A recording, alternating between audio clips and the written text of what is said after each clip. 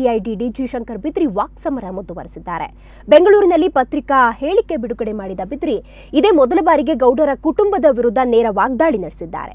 ದೇವೇಗೌಡರ ಕುಟುಂಬದ ಬೆದರಿಕೆಗಳಿಗೆ ಮಣಿಯೋದಿಲ್ಲ ಅಂತ ಗುಡುಗಿರೋ ಬಿದ್ರಿ, ದೇವರು ನನ್ನ ಬೆಂಬಲಕ್ಕಿರುವಾಗ ಯಾರಿಗೂ ಹೆದರೋದಿಲ್ಲ, ನನ್ನ ತಪ್ಪು ಹುಡುಕಲು ಯಾರನ್ನು ಬೇಕಾದರೂ ನೇಮಿಸಿ ಅಂತ ಸವಾಲು ಹಾಕಿದ್ದಾರೆ. ಪೊಲೀಸ್ ಮಹಾನಿರ್ದೇಶಕನಾಗಲು ಲಾಭಿ ನಡೆಸಿಲ್ಲ ಅಂತ ಸ್ಪಷ್ಟಪಡಿಸಿರೋ ಬಿದ್ರಿ, ಪೊಲೀಸ್ ಇಲಾಖೆಯಲ್ಲಿ 40 ವರ್ಷ ಕಳಂಕರಹಿತ ಸೇವೆ ಸಲ್ಲಿಸಿದ್ದೇನೆ, ಪ್ರಾಣದ ಹಂಗು ತೊರೆದು ಕೆಲಸ ಮಾಡಿದ್ದೇನೆ ಅಂತ ಹೇಳಿದ್ದಾರೆ.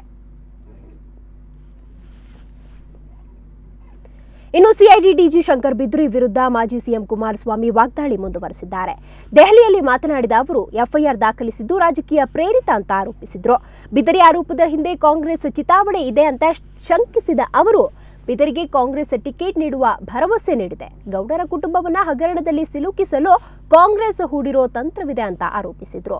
ಇದೇ ವೇಳೆ ತನಿಖೆಯನ್ನ ಲೋಕಾಯುಕ್ತಕ್ಕೆ ವಹಿಸಬೇಕೆಂಬ ಬಿದರಿ ಪತ್ರಕ್ಕೆ ಪ್ರತಿಕ್ರಿಯಿಸಿದ ಅವರು ಸಿಐಡಿಯಲ್ಲಿ ನೀರಾವರಿ ತಜ್ಞರಿಲ್ಲ ಎಂಬ ಪರಿಜ್ಞಾನ ಬಿದರಿಗೆ ಇರಲಿಲ್ಲವೇ ಅಂತ ತೀಕ್ಷ್ಣವಾಗಿ ನುಡಿದ್ರು.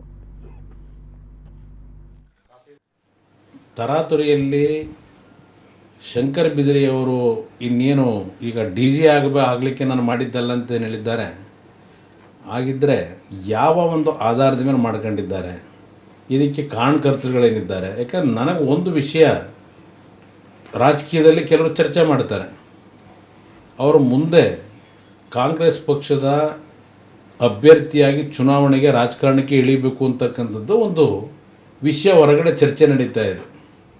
ಕೆಲವು ಕಾಂಗ್ರೆಸ್ನ ನಾಯಕರುಗಳು ಇದರಲ್ಲಿ ಚಿತಾವಣೆ ಮಾಡಿ ಏನಾದರೂ ಮಾಡಿ ಈ ಒಂದು ಹೋರಾಟದಲ್ಲಿ ದೇವೇಗೌಡರ ಕುಟುಂಬವನ್ನು ನೀವು ಫಿಕ್ಸ್ ಮಾಡಿಬಿಟ್ರೆ ಕಾಂಗ್ರೆಸ್ಸು ನಿರಾಳವಾಗಿ ಮುಂದೆ ಚುನಾವಣೆ ನಡೆಸ್ಬೋದು, ಜನಗಳ ಮುಂದೆ ಹೋಗ್ಬೋದು ಅಂತ ಹೇಳಿ ಇವರ ಜೊತೆ ಏನು ಸಂಬಂಧ ಇಟ್ಕೊಂಡಿದ್ದಾರೆ ಕೆಲವರು, ಅಂಥವರ ಒಂದು ಒತ್ತಾಯಕ್ಕೆ ಮಾಡ್ಕೊಂಡಿದ್ದಾರೋ ಇಲ್ಲ ಯಡಿಯೂರಪ್ಪನವರು ಒತ್ತಾಯಕ್ಕೆ ಮಾಡಿದ್ದಾರೋ.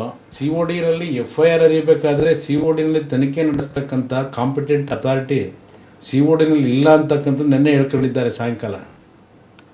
ಇಷ್ಟೆಲ್ಲ ಈ ವಿಷಯ ನಾವು ಪ್ರಸ್ತಾಪ ಮಾಡಿದ ಮೇಲೆ FIR ಅರಿಬೇಕಾದ್ರೆ ಕಾಂಪಿಟೆಂಟ್ ಅಥಾರಿಟಿಗಳು ನಮ್ಮಲ್ಲಿ ಇಲ್ಲ ಅಂತಕ್ಕಂಥದ್ದು